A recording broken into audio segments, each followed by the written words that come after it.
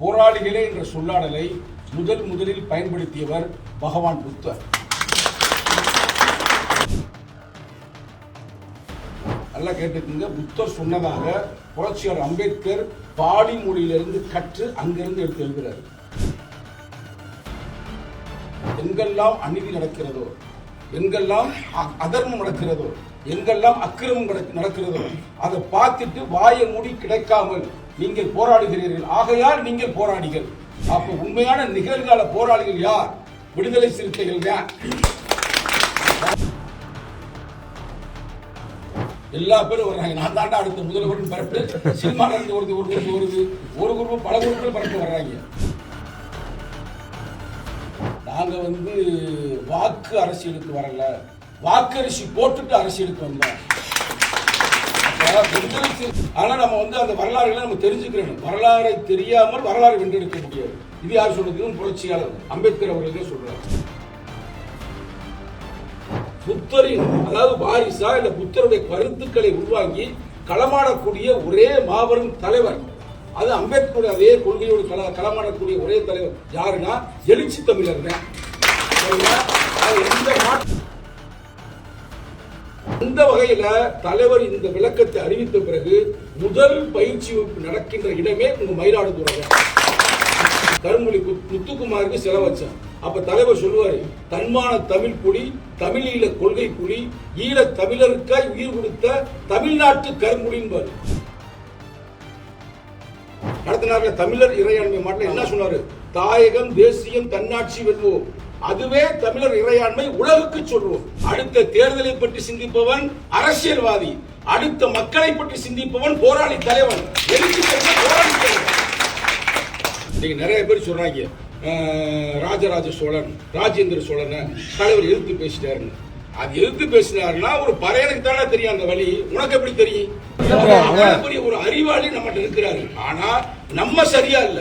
ஓப்பனா சொல்ல சங்கத்தமிழ் சரியில்லை, பூவிலையும் சரியில்லை, மற்ற தோழர்களும் சரியில்லை. ஏன்னா தலைவருடைய வேவுலத்துல போராடக்கூடிய நம்ம ரெடியா இல்ல.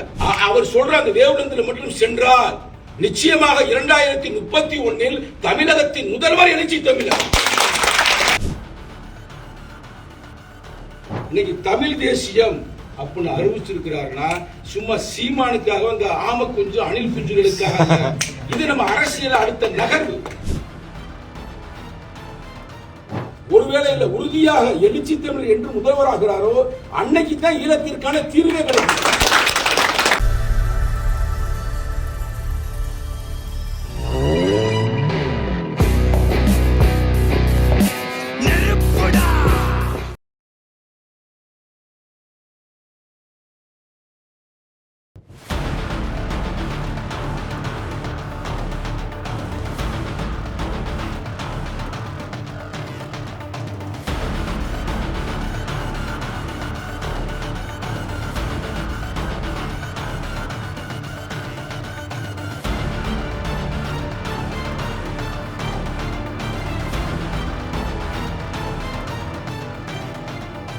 அறநெறி போற்று, அறநெறி போற்று, அறநெறி போற்று, அறநெறி போற்று, ஆதிக்கம் தவிர், ஆதிக்கம் தவிர், ஆதிக்கம் தவிர், ஆதிக்கம் தவிர், இனநலம் உயர்த்து, இனநலம் உயர்த்து, இனநலம் உயர்த்து, இனநலம் உயர்த்து, ஈகம் செய், ஈகம் செய், ஈகம் செய், ஈகம் செய், உரிமையை வென்றெடு, உரிமையை வென்றெடு, உரிமையை வென்றெடு, உரிமையை வென்றெடு, ஊழலை வீழ்த்து, ஊழலை வீழ்த்து, ஊழலை வீழ்த்து, ஊழலை வீழ்த்து, எளிமையை கடைபிடி, எளிமையை கடைபிடி, எளிமையை கடைபிடி, எளிமையை கடைபிடி, ஏழ்மையை அகற்று, ஏழ்மையை அகற்று, ஏழ்மையை அகற்று, ஏழ்மையை அகற்று, அமைப்பாய் திரளுவோம், அமைப்பாய் திரளுவோம், அமைப்பாய் திரளுவோம், அமைப்பாய் திரளுவோம், அங்கீகாரம் பெறுவோம், அங்கீகாரம் பெறுவோம், அங்கீகாரம் பெறுவோம், அங்கீகாரம் பெறுவோம், அதிகாரம் வெல்வோம், அதிகாரம் வெல்வோம், அதிகாரம் வெல்வோம், அதிகாரம் வெல்வோம், அமைப்பாதில் மட்டுமே, அமைப்பாதில் மட்டுமே அதிகாரங்கள் பிறக்கும், அதிகாரங்கள் பிறக்கும், அந்த அதிகார வலிமையே, அந்த அதிகார வலிமையே ஆதிக்கத்தை தகர்க்கும், ஆதிக்கத்தை தகர்க்கும், அந்த அதிகார வலிமையே, அந்த அதிகார வலிமையே ஆதிக்கத்தை தகர்க்கும்.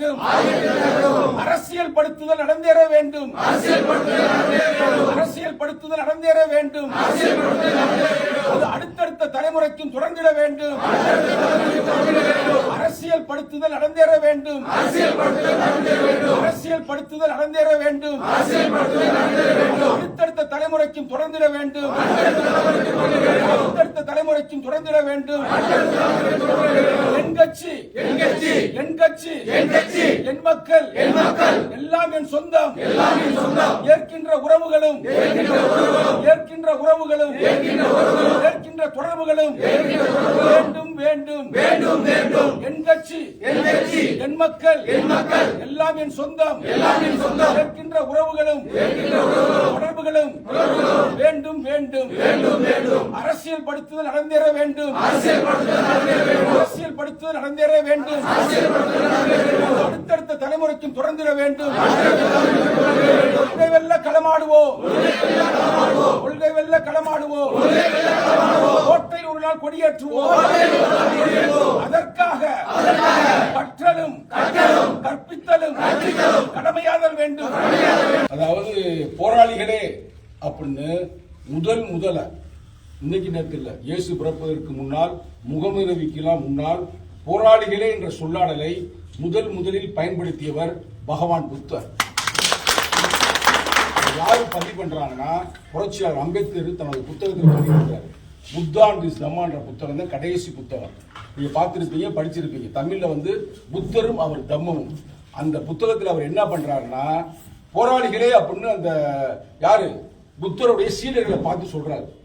அப்போ அதில் இருக்கிறவங்கள மாதிரி ஒரு ஆள் எந்திரிச்சு என்ன கேட்கிறாருன்னா, ஏன் என்ன இருக்கு நீங்க போராளின்னு சொல்றீங்க? எங்களை நாங்க சாதாரண பிக்கு தானே, நாங்க போய் அங்கங்க சாப்பாடை வாங்கி சாப்பிட்டுட்டு இருக்கிற ஆளுங்க தானே, எங்களை போய் என் போராளிகளே என்று சொல்லும் பொழுது நல்லா கேட்டுக்குங்க. புத்தர் சொன்னதாக புரட்சியாளர் அம்பேத்கர் பாலி மொழியிலிருந்து கற்று அங்கிருந்து எடுத்து எழுதுறாரு. யாரு? அம்பேத்கர், அறிவாளி. அவர் என்ன சொல்றாருன்னா, wherever there is danger, do not avoid fight, do not be merely mouth. அடுத்து என்னன்னு புரியுதா? அதாவது எங்கெல்லாம் அநீதி நடக்கிறதோ, எங்கெல்லாம் அதர்மம் நடக்கிறதோ, எங்கெல்லாம் அக்கிரமம் நடக்கிறதோ அதை பார்த்துட்டு வாயை மூடி கிடைக்காமல் நீங்கள் போராடுகிறீர்கள். ஆகையால் நீங்கள் போராடிகள். அதைத்தான் விடுதலை சிறுத்தைகள் செய்யும். அப்ப உண்மையான நிகழ்கால போராளிகள் யார்? விடுதலை சிறுத்தைகள் தான். புரட்சி அம்பேத்கர் என்ன சொல்றாரு? சிம்பிளா சொல்றாரு, உங்க கண்ணுக்கு முன்னாடி ஒரு அநீதி நடக்குது, ஒரு சிக்கு நடக்குது, எவன் தட்டி கேட்கிறேன்? தமிழ்நாட்டில் எவனும் தட்டி கேட்கறாங்க அந்த கட்சிக்காரன்னு? இல்ல. தேர்தல் வந்துச்சுன்னா கரெக்டா வருவாங்க, எல்லா பேரும் வர்றாங்க. நான் தாண்டா அடுத்த முதல்வர் பரப்பிட்டு சினிமால இருந்து ஒரு குரூப் பல குரூப்கள் பரப்பிட்டு வர்றாங்க. ஆனால் நம்ம கட்சி நல்லா யோசித்து பாருங்க, மனசாட்சி தொட்டு யோசித்து பாருங்க. இங்க கூட தோழர் பதிவு செஞ்சுட்டு போயிட்டு இருப்பாங்க, ஏதோ ஒரு பிரச்சனை. என்ன சொன்னாரு? நாங்க வந்து வாக்கு அரசியலுக்கு வரல, வாக்கரிசி போட்டுட்டு அரசியலுக்கு வந்தோம். விடுதலை சிறுத்தை வரலாறு எடுத்து பாத்தீங்கன்னா வெறுப்பு வெறுப்பு இல்லாமல், அதுதான் கேட்டேன். ஐயா வந்து பூவிலியன் அவ்வளவு தெளிவா நமது கட்சியில தலைவருக்கு அடுத்தபடியாக அந்த வரலாறு பூரா பதிவு பண்றாரு தெளிவா. ஏன்னா அவருக்கு 24 புத்தகத்தோடய இருக்கிற கையில கரெக்டா வந்து வருஷம் அப்படியே தெளிவா சொன்னார். ஆனா நம்ம வந்து அந்த வரலாறுகளை நம்ம தெரிஞ்சுக்கிறோம். வரலாறை தெரியாமல் வரலாறு வென்றெடுக்க முடியாது. இது யார் சொன்னதுக்கும் புரட்சியாளர் அம்பேத்கர் அவர்கள் சொல்றாரு. சரிங்களா? இப்ப நான் ஏன் உங்களை எடுத்தோம்னா போராளிகள் சொல்லி ஆரம்பிச்சேன்னா, நீங்க யாரும் நம்ம கட்சியில யாரும் வந்து நெகட்டிவாவே சிந்திக்க கூடாது. பல பேர் சொல்லுவாங்க, இந்த விடுதலை சிறுத்தை அதை பண்றான்டா, இதை பண்றான், அப்படி இப்படின்னு சொல்லுவாங்க. அந்த காலத்துல பகவான் புத்தரே சொல்லி இருக்கிறாங்க. பகவான் புத்தரே என்ன சொல்லி இருக்கிறாங்கன்னா, அந்த கதையில இருந்து ஆரம்பிப்பான். அவர் வந்து அந்த காலகட்டத்தில் ஒரு பெரிய ஒரு மாபெரும் ஒரு போராளியா மட்டும் இல்ல, ஒரு சீர்திருத்தவாதியா பரப்பிட்டு வரும்போது பிராமணர்களுக்கு தாங்கவே முடியல. அந்த காலத்துல இருந்தாங்க பிராமணர்கள், அவங்க தாங்க முடியாம அவருக்கு எதிர்ப்பாக ஒரு சதி செய்கிறார்கள். சதி செய்து கஞ்சா என்ற ஒரு பெண்மகள், பேரை பாருங்க, கஞ்சா என்ற ஒரு பெண்மகள் தான் அந்த காலத்துல ஒரு பேர் அழகி. அந்த பேரழகி அனுப்பி விட்டு யார புத்தர் போய் பேச வர்றாங்க. எப்படி சூழ்ச்சி பண்ணிருக்காங்க அந்த காலத்திலேயே.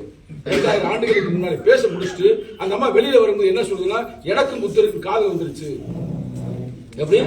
எனக்கும் புத்தருக்கு காதல் வந்துருச்சு அப்படின்னு வெளியில வந்து புரோபகண்டா பண்றது. அப்படியே டெய்லி வெளியில வர்றது, போய் பார்த்துட்டு வெளியில வர்றது. ஒரு 6 மாசம் கழிச்சு துணியெல்லாம் வயிற்றுல வச்சுக்கிட்டு நான் வந்து புத்தருடைய குழந்தைய நான் சுமக்கிறேன் அப்படின்ற மாதிரி புரோபகண்டா பண்ணி புத்தருடைய பேரையே வந்து கெடுக்கிறாங்க. கெடுக்கும் பொழுது புத்தர்கிட்ட போய் சொல்றாங்க. புத்தர் பேசிட்டு அதே மாதிரி நம்ம பூமியில் பிரச்சாரம் பண்ண மாதிரி அங்க பிரச்சாரம் பண்ணிருக்காரு புத்தர். அப்ப மக்கள் இருக்கும்பொழுது அந்த பெண்மகள் வந்து என்ன ஏமாத்திட்டார் புத்தர், ஆனா இங்க பாருங்க அவரோட பேசிட்டு இருக்காரு அப்படின்னு அவர் சிரிச்சுக்கிட்டு என்ன சொல்றாருன்னா, இதெல்லாம் வந்து பிரபஞ்ச சக்திக்கு தான் தெரியும். உண்மையிலே எனக்கும் அந்த பெண்ணுக்கும் என்ன உறவு இருக்குன்னு அது சொல்றதுமே இயற்கையாகவே பார்க்கும்போது ஒரு பெண்ணுக்கு இருமல் வர்றது இயற்கையா வரும்ல, அது மாதிரி யதார்த்தமா இருமல் வர்றதுமே அந்த துணி கீழே விழுந்துருது. துணி விழுகுமே எல்லாருக்கும் உண்மை தெரிஞ்சு போயிடுது. அது வந்து யார் எழுதிருப்பானா புத்தாண்டு தம்மால புரட்சி அம்பேத்கரே பதிவு செய்திருப்பார். அப்ப அம்பேத்கருக்கே அந்த காலகட்டத்தில் இவ்வளவு மாதிரியான நிறைய புரளிகளை கிளப்பி இருக்கிறார்கள். அது மாதிரி சிறுத்தைகளுக்கும் சிறுத்தை தலைமைகளுக்கும் பல பேர் பல பிரச்சனையை கிளப்பலாம். ஆனால் உண்மையிலேயே மக்களுக்காக, அதுவும் ஒடுக்கப்பட்ட மக்களுக்காக நேர்மையாக எந்த வரவு செலவு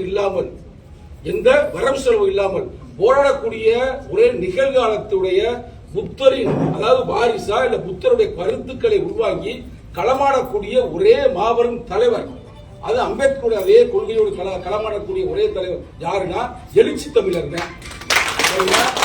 எந்த மாற்று கருத்து நம்ம யோசிக்கவே தேவையில்லை.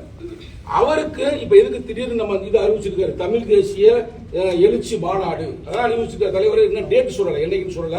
உயர்நிலைக்குள்ள வந்து என்ன சொல்லியிருக்காரு தலைவர், ஒருவேளை தேர்தலுக்கு முன்னாடி நடத்தலாமா இல்ல தேர்தலுக்கு பின்னாடி நடத்தலாமா, அதை அதி விரைவில் 2-3 நாட்கள் அறிவிப்பார். அந்த வகையில தலைவர் இந்த விளக்கத்தை அறிவித்த பிறகு முதல் பயிற்சி வகுப்பு நடக்கின்ற இடமே உங்க மயிலாடுதுறை. ஒரு சிறப்பு. அந்த இதை எங்க அறிவிக்கிறார் நீ கவனிச்சீங்களா? இந்த மாநாட்டை வந்து எங்க அறிவிக்கிறாரு?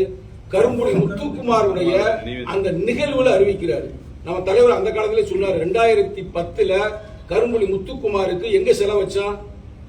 நம்ம திருச்செந்தூர்ல செலவச்ச ஞாபகம் இருக்கு உங்களுக்கு? யாருக்கா தெரியுமா? ஞாபகம் இருக்குல்ல? திருச்செந்தூரில் கரும்புலி முத்துக்குமாருக்கு செலவச்சான். அப்ப தலைவர் சொல்லுவாரு, தன்மான தமிழ் புலி, தமிழீழ கொள்கை புலி, ஈழ தமிழருக்காய் உயிர் கொடுத்த தமிழ்நாட்டு கரும்புலின்னு ஞாபகம் இருக்கா? அந்த கரும்புலியுடைய நிகழ்வு நாள்ல தலைவர் அறிவிக்கிறார். சாதாரண விஷயம் இல்ல தோழர்களே. நான் ஏன் எடுத்துமே பகவான் புத்தரையும் புரட்சி அம்பேத்கரையும் சொல்லி நான் ஏன் சொல்றேன்னா அதுல 1000 அர்த்தங்கள் இருக்கு. அதை அடுத்தடுத்து பேசுவோம். நம்ம தமிழ் தேசிய எழுச்சி மாநாட்டிற்கான அந்த விளக்கங்களை நம்ம என்னன்னு கொடுப்போம்.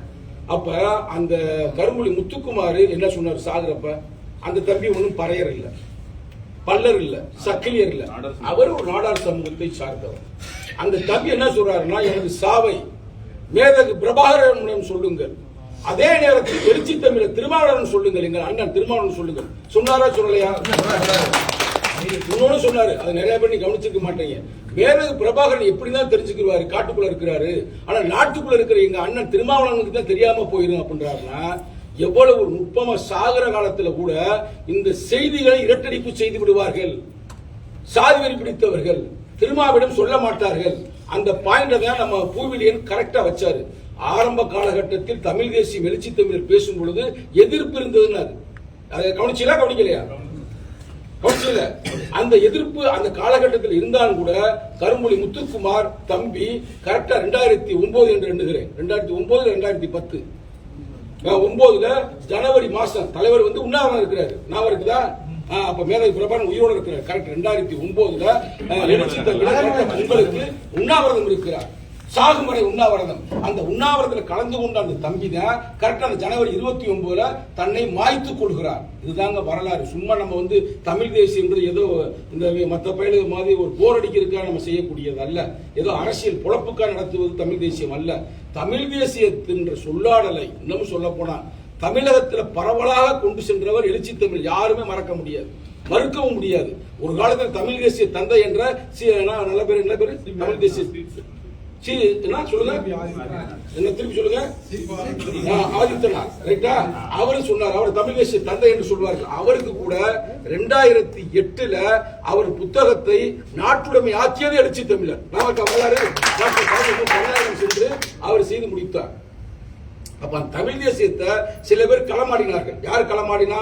நம்ம நல்ல பேரு, வேற ஒரு பேரு, தமிழ் தேசிய போராளி சுட்டுக் கொண்டாங்கல்ல, தமிழரசு. டயலாக் பேசுறேன், மேடை இல்ல, நீங்க சொல்லணும் யார் பேசுறது, யார் சொன்னது? அவருக்கு அதற்காக களமாடினார். தமிழரசன் கொலை செய்யப்பட்டார். அதற்கடுத்து அந்த சித்தாந்தத்தை தொடர்ந்து அப்பெல்லாம் வந்து நம்ம ஒரு சீமான் பேரை கூட சொன்னார், நம்ம சொல்லக்கூட அது நல்லது இல்ல. அவன் ஒரு ஆள், நம்ம அந்த பேச்சு அவன் பேரை பேசுறது நமக்கு ஒரு தப்பான செயல். அவையும் நேரடியாக குழப்பம் நடத்துறாங்க. ஏன்னா நம்மளுடைய ஒரு நண்பர்கள் நம்ம நேரடியாக பேசுறோம்ல. அப்ப அவர் சொல்ல வேற வழி இல்லை, நான் சரி அப்படின்ற மாதிரி அவர் செய்து கொண்டிருக்கிறார். அது வேற பிரச்சனை. ஆனால் நம்ம தலைவர் தான் இந்த தமிழ் தேசியத்திற்காகவே ஒரு மாநாடு நடத்தினார். இதுவரைக்கும் இந்தியாவில் எந்த ஸ்டேட்ல, இதெல்லாம் முக்கியமான கருத்து, எந்த ஸ்டேட்லையும் ஒரு மொழிக்கு இறையாண்மை இருக்கு என்று சொல்லி ஒரு மாநாடு நடத்தின எத்தனை பேருக்கு ஞாபகம் இருக்கு? அது 2010 அவருக்கு இந்த மாநாடு தமிழர் இறையாண்மை மாநாடு நடத்தினார்கள். தமிழர் இறையாண்மை மாநாடு என்ன சொன்னாரு? தாயகம், தேசியம், தன்னாட்சி வெல்வோம். அதுவே தமிழர் இறையாண்மை, உலகுக்கு சொல்வோம். இந்தியாவுக்கு ஒரு இறையாண்மை இருக்கிறது என்றால் தமிழனுக்கு ஒரு இறையாண்மை இருக்கிறது என்று சொன்னார். அதுவும் பூவிலியன் சொன்னார். அது எத்தனை பேர் கவனிச்சுன்னு தெரியல. இந்திய தேசியம் என்றால் அதற்கு நேர் எதிர் தமிழ் தேசியம். சொன்னீங்களா? அது எத்தனை பேர் கவனிச்சாங்க? அதுதான் அவர் பாயிண்ட்ல இருந்தே நான் வர்றேன். அதனால உங்களுக்கு நான் எடுத்து உங்களுக்கு ஞாபகப்படுத்துறேன். அவர் எடுத்தது வந்து வரலாற்று பதிவுங்க. எங்க யாராவது சொல்லுவாப்பா, வேளச்சேரி தீர்மானம் நடந்த ஆண்டை அவர் சொன்னார். ஏன்னா விடுதலை வரவ தேர்தலுக்கு முன்னால், அடுத்த தேர்தலில், அடுத்து வேளச்சேரி தீர்மானம் 3 பிரிச்சாரா? பிரிக்கலையா? கவனிச்சீங்களா? இதெல்லாம் நீங்க மனசுல வைக்கணும். ஏன்னா நீங்க எல்லாம் வந்து பகவான் புத்தர் சொன்னது போல ஒவ்வொருத்தருமே போராளிகள், சாதாரண ஆட்கள் அல்ல. இதை போய் நீங்க மக்கள்கிட்ட கொண்டு போகணும். ஏன்னா நாங்க வந்து தேர்தலுக்காக கட்சி நடத்துறா. அடுத்த தேர்தலை பற்றி சிந்திப்பவன் அரசியல்வாதி, அடுத்த மக்களை பற்றி சிந்திப்பவன் போராளி தலைவன், எழுச்சி போராளி தலைவன். நம்ம இவ்வளவு முழக்கங்கள் சொன்னமே, நான் பெருமையா சொல்றேன், கலைஞர்னால கூட எழுத முடியாது தோழர்களே. நம்ம நிறைய முழக்கங்கள் சொன்னது ஏன் முழக்கம் இல்ல, பூவிலி முழக்கம் இல்ல, இல்ல தலைவருடைய முழக்கத்துல சும்மா ஒரு 4-5 முழக்கம் சொன்னேன். அந்த முழக்கத்தில் ஒரு முழக்கத்தை நிகழ்காலத்துல எவனாவது எழுத முடியுமா? ஒருவேளை டாக்டர் கலைஞர் கருணாநிதி கூட எழுதியிருக்கலாம். அவருடைய அறிவை நம்ம வந்து குறைத்து மதிப்பிடவில்லை. அதுக்கு அடுத்து இப்ப இருக்கிற தலைவர்கள் நம்ம பெருமையாக பேசுவோம். நம்ம பொய் பேசல, பித்ராட்டம் பேசல, உண்மையாக பேசுறேன். எவனாலும் எழுத முடியுமா? தாயகம், தேசியம், தன்னாட்சி வெல்வோம், அதுவே தமிழர் இறையாண்மை, உலகுக்கு சொல்லும்னா விளக்கமே தெரியாது. இதுல வந்து தமிழில பிரபாகரனுடைய அனைத்து சித்தாந்தத்தையும் உள்ள போட்டார். தாயகம்னா என்ன, தேசியம்னா என்ன, தன்னாட்சினா என்னன்னு நிச்சயம் ஐயாவுக்கு தெரியும். அந்த புத்தகம் இருக்கும் பொழுது ஐயா இருந்தாரு. அந்த புத்தகம் போட்டாப்புல அந்த காலகட்டத்தில் வன்னியரசு இருந்தாப்புல. அந்த காலகட்டத்தில் தலைவர் ஒரு கவிதை இருப்பார். நீங்க நிறைய பேர் சொல்றாங்க ராஜராஜ சோழன், ராஜேந்திர சோழனை தலைவர் எதிர்த்து பேசிட்டாருன்னு. அது எதிர்த்து பேசினாருன்னா ஒரு பறையனுக்கு தானே தெரியும் அந்த வழி. உனக்கு எப்படி தெரியும்? அதுதான் சொல்ல வர, தமிழ்நாட்டுக்கு தனி கொடி வேண்டும் என்று அந்த அவையில ஏற்றினாரு. கவனிச்சீங்களா? நிச்சயம் அதுல சில தோழர் நிச்சயம் கலந்து கொண்டிருப்பீர்கள். அந்த பேசினாரு. நல்லா அழகா சொல்லியிருப்பாரு. தமிழருக்கு சொந்தமாக தாயகம் வேண்டும், தமிழ் பேசும் இனம் வேண்டும், தேசியம் வேண்டும், தம்மைத்தாமே அரசால் ஆட்சி வேண்டும், தமிழர் கொடி உலக அவையில் பறந்திட வேண்டும், சேர நாடு, சோழ நாடு, பாண்டியர் நாடு, செந்தமிழர் அரசாண்ட முத்தமிழ் நாடு, வீரநாடு, ஈழநாடு, வேங்கையர் நாடு, வீரத்தை பயிர் செய்யும் புலி தமிழ்நாடு, வீரப்போரில் ஏந்துமிழ் சேரன்கொடி, வீறு கொண்டு பாயும் புலி சோழன் கொடி, விளையாடி துள்ளு மீன் பாண்டியன் கொடி, விண்முட்ட பறந்ததுவே தமிழர் கொடி, கோட்டை கட்டி கொடி நாட்டி நாடு காத்தான், கோலச்சு நல்லறத்த நீதி காத்தான், படையட்டி பகை விரட்டி குடி காத்தான், பழந்தமிழ் இறையாண்மை பாதுகாத்தான், நாடாண்ட பரம்பரை தமிழர் என்று உலகிற்கு சொன்னவர் எழுச்சி தமிழர். இது மாதிரி எவனாவது தமிழ்நாட்டில் சொல்ல முடியுமா? சொல்லுங்க பிரதர். ஒரு அறிவாளி நம்ம இருக்கிறாரு. ஆனா நம்ம சரியா இல்ல. நான் ஓப்பனா சொன்ன, சங்கத்தமிழ் சரியில்லை, பூவிலியும் சரியில்லை, மற்ற தோழர்களும் சரியில்லை. ஏன்னா தலைவருடைய வேவனத்துல போராடக்கூடிய நம்ம ரெடியா இல்ல. நான் யாரையும் குறிப்பா சொல்லவில்லை, சரிங்களா? அவர் சொல்ற அந்த வேவனத்துல மட்டும் சென்றால் நிச்சயமாக 2031 தமிழகத்தின் முதல்வர் எழுச்சி தமிழர். டயலாக்காக பேசல. ஏன்னா பூவிலின் ஐயா வந்து எல்லா பேருடைய தொகுப்பையும் தொகுத்திருக்கிறார். ஒரு சிறப்பை சொல்றேன். நம்ம இதிலே பேசியிருக்கோம். ஒரு சின்ன விஷயத்தை சொல்லிட்டு நம்ம இந்த வருவோம். நான் எல்லார்த்தமா ஒரு நிகழ்ச்சி நடத்திட்டு எங்க இருந்து வந்தேன்னா கள்ளக்குறிச்சியில ஒரு இதே மாதிரி ஒரு பயிற்சி வகுப்பு நடத்தினா. ஆனா தமிழ் தேசிய எழுச்சிக்காக இல்ல, அது வேற. அது நடத்திட்டு வரும் பொழுது ஒரு பெரிய அறிஞர், அவர் உண்மையிலே இந்த ஏழைகளுக்காகவும் மக்களுக்காக உழைத்துக் கொண்டிருக்கிற ஒரு பறையர், ஒரு படித்து எல்லாம் ரிட்டையர் ஆயிட்டார். என்னை வீட்டுக்கு வாங்கன்னு சொல்லிட்டு, பூவிலியும் எனக்கு நண்பருக்கு தெரியாம அவர் சொல்ற, ஐயா ஐயதாச பண்டிதரை பத்தி யாரும் அப்படி எழுதலையா, ஒரு ஆள் எழுதியிருக்கிறாரு, அந்த புத்தகத்தை நான் வந்து உங்களுக்கு காட்டுறேன், அதை நீங்க கொஞ்சம் யூடியூப்ல எல்லாம் கொஞ்சம் பேசுங்க அப்படின்னு சொல்லிட்டு வரிக்கு அண்டர்லைன் பண்ணியிருக்கிறாரு அந்த புத்தகத்தை. கடைசியில் எடுத்து பார்த்தா அந்த புத்தகம் ஐயா புத்தகம். அப்ப நம்மகிட்ட வந்து அவ்வளவு பொக்கிஷங்கள் இருக்கிறார்கள், அவ்வளவு அறிவாளிகள் இருக்கிறார்கள். ஏன்னா அதான் எழுச்சி தமிழருடைய வளர்ச்சியல். இப்ப நம்ம கட்சியில் இருக்கிற எந்த தொண்டரா இருந்தாலும் சரி, ஒருத்தர் பேச சொன்னோம்னா எப்படி பேசுவாங்க நம்ம தொண்டர்கள்? தோழரோட எப்படி பேசினாரு? கரெக்டா இல்லையா? ஒரு எடுத்துக்காட்டு சொல்றேன். அவ்வளவுக்கு நமக்கு எல்லாமே இருந்தும் ஏன் நம்ம ஆட்சி அதிகாரத்தை நோக்கி போக முடியல? நாம சிந்திச்சு பாத்தீங்கன்னா என்னைக்காவது எனக்கே யோசித்திருக்கிறது, கொள்ளக்கூடிய ஒரு பெரிய அறிஞர் நம்ம கைவசம் இருக்கிறார். அதுக்கு உழைப்பதற்கான போராளிகள் இவ்வளவு பேர் நம்ம இருக்கிறார். ஏன் தேர்தல் அப்ப நம்ம நசுக்கப்படுறோம்னா இதுதான் பொது புத்தி.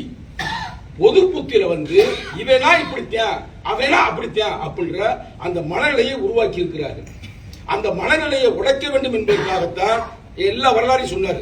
என் ஊர்ல மதுரை மாவட்டம் மேலூர்ல இருந்த விடுதலை சிறுத்தைகள் உருவான இடம் அங்கங்கெல்லாம் இல்ல, எங்க ஊர்ல உருவான இடமே விடுதலை சிறுத்தையுடைய தாய் இடம்னா சில பேர் மதுரை கூட இல்ல, மதுரை மாவட்டம் மேலூர் போகும்போது ஐயா பதிவு பண்ணாரு. கவனிச்சீங்களா? கவனிக்கல? எத்தனை கவனிச்சீங்க? அந்த தலைவர் அங்க போன பிறகு அந்த ஐயா சொல்றல சென்னகரம்பட்டி அந்த கலவரம் அந்த கொலை 1992 நடந்த பிறகுதான் எழுச்சி தமிழருடைய வீரியம் இந்த உலகுக்கு தெரிய வருகிறது. அதெல்லாம் பெரிய வீரியம். அந்த வரலாறு பேசணும்னா நம்ம வழக்கு கூட போட்டுருவோம். அதை பேச போக தேவையில்லை, பயந்தில்லை. இப்ப அது தேவையில்லை.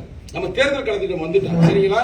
இப்ப அப்படிப்பட்ட தலைவர் இன்னைக்கு தமிழ் தேசியம் அப்படின்னு அறிவிச்சிருக்கிறாருன்னா சும்மா சீமானுக்காக அந்த ஆம குஞ்சு அணில் குஞ்சுகளுக்காக.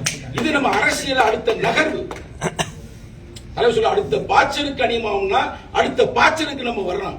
ரெண்டு விஷயம் தெளிவா இருக்கிறாரு. என்ன விஷயம்னா நீ தமிழ் தேசியம் சும்மா அவங்களுக்கு பேசவில்லை. ஐயா கூட போற போக சொன்னாரு. அதுல எனக்கு முரண்பாடு இருக்குது. சீமானுக்காகவோ இல்ல இங்க இருக்கிற மத்த யாருக்காகவே சொல்றாரு. ஏன்னா சீமானே நம்மள சொல்லியிருக்கிறாரு.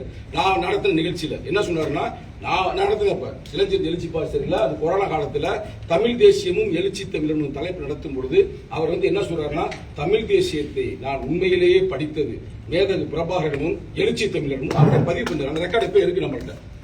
ஆனா அந்த அவருக்கு தெரியாது, இன்னும் அந்த ரெக்கார்டு இருக்குது. ஏன்னா அவருக்கே நம்ம சொல்லி கொடுத்தோம். நம்ம மேடையில தான் அவர் ஏத்துனா, அவருக்காக அல்ல. நான் முக்கியமான வரலாறு மட்டும் சொல்றேன். வரலாறுல என்ன சிக்கல் இருக்குன்னு நம்ம டிஸ்கஸ் பண்ணுவோம்.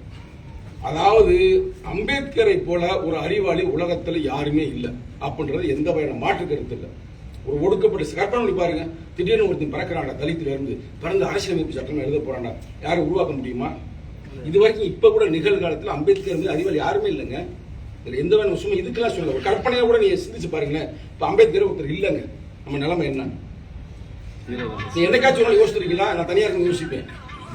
அம்பேத்கர் புத்தக இடைவெளியில படிச்சனால நம்ம ஒரு இன்ஜினியர் ஆனா வெளிநாடு போனா சம்பாரிச்சும் கொண்டு வந்து நமக்கு அது மாதிரி ஒவ்வொருத்தருடைய வாழ்க்கையில இன்னைக்கு நம்ம பேண்ட் செட்டை மாற்றோம்னா இன்னைக்கு கம்பீரமா இருக்கணும்னா யாரு காரணம்? புரட்சியாளர் அம்பேத்கர். நம்ம சொல்ல போனா அவரை நம்ம எப்படிமா சொல்லலாம், அவ்வளவு பெரிய ஒரு மகான். அவர்கிட்ட போய் கேட்கிறாங்க, என்ன கேட்கிறாங்கன்னா, இந்தியாவை என்னங்க இந்தியா யாருக்கு தாங்க சொந்தம்? நான் சொல்ற ரெக்கார்டு யாருக்கு தான் இந்தியா சொந்தம்? இந்தியாவில் பல இனங்கள் இருக்கு, அதை பத்தி என்னங்க உங்க கருத்து சொல்லும் போது அவர் ஒரு பதிவை எழுதுறாரு புத்தகத்துல. நான் சொல்றது அப்படியே இருக்கு, நல்ல நீங்க சிந்திக்கணும். இந்த கருத்து முக்கியமான கருத்து. இந்தியாவை யாரும் சொந்தம் கொண்டாட முடியாது. இந்தியா பல இனங்களின் தொகுப்பு. எப்படி சொல்றாரு? பல இனங்களின் தொகுப்பு. அப்படி ஒரு வேளை ஒருவன் இந்தியாவை சொந்தம் கொண்டாட விரும்பினால் அது தமிழர்களுக்கு மட்டும்தான் அந்த உரிமை இருக்கின்றாரு.